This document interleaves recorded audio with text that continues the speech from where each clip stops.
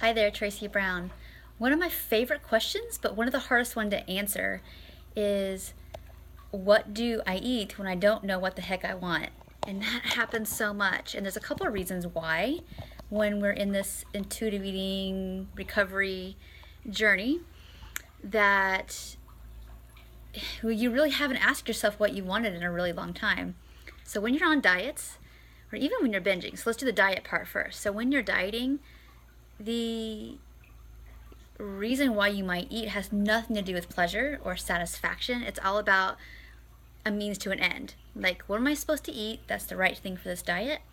What am I supposed to eat that will fulfill the macros or the calorie count or the points? And that's what you stick to. So it's very much a mental process of not what do I want to eat, but what should I eat to be a good girl. And so when we give ourselves permission to eat what we want, well, it's the first time you probably ask yourself that in months, if not years. So be gentle with yourself. It's a new question. And so the first step would be some of the other maybe steps you've already tried, which is, well, if I could have anything in the whole wide world, what would it be? And it might be food you haven't had in years. It might be favorite restaurants that you won't let yourself order what you really want off the menu. Instead, do the healthy options version of food. It could be that you generally don't know.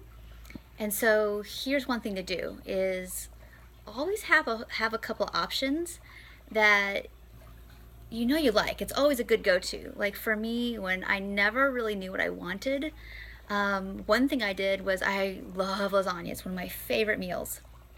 And it's a go-to. So if I don't feel like anything, that's something that I'll either make or go get. And at the beginning of this process for me, I actually made some and sectioned it off and put it in the freezer for days, breakfast, lunch, or dinner. It didn't matter that I really didn't know what I wanted, but I always had that as a go-to for something that I would always eat, that I always enjoyed.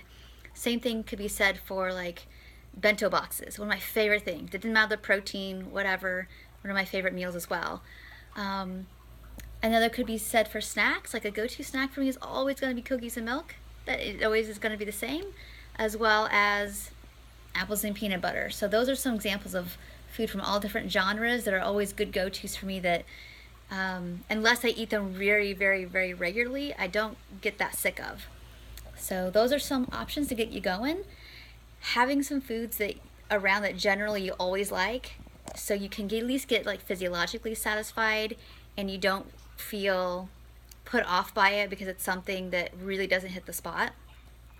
And then the other things that we talked about earlier, which is being gentle with the fact you're finally asking yourself what you want and you're willing to do your best to satisfy that. So go to your textures and sensations. So cold, hot, spicy, savory, whatever, and being willing to go get it. Sometimes we say, well, I don't have it in the house, and so I guess I'll just have to get by with blah, blah, blah. And that might work sometimes.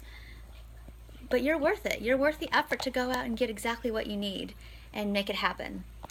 So that's it for now. And when we're trying to answer what is it that I really want to eat, try those steps. I'd love to hear more about it and how it goes for you. Take care. Bye.